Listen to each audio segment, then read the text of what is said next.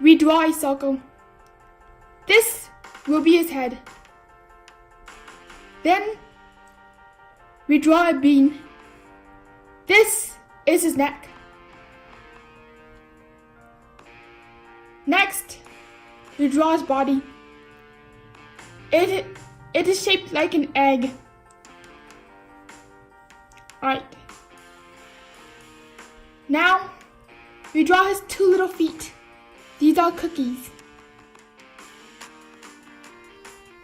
Now we draw his ears.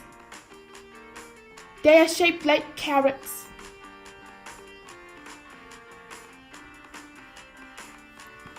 And on top of the carrots, we draw a line. Like this. Next, we draw his tail. These are stair steps. Over, down, over. Over, down, over. Just like stair steps. Now, we connect the stair steps. 2 circles for his eyes. And a dot for his nose.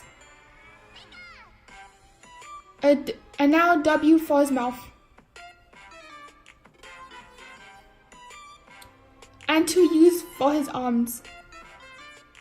We outline Pikachu, just like this.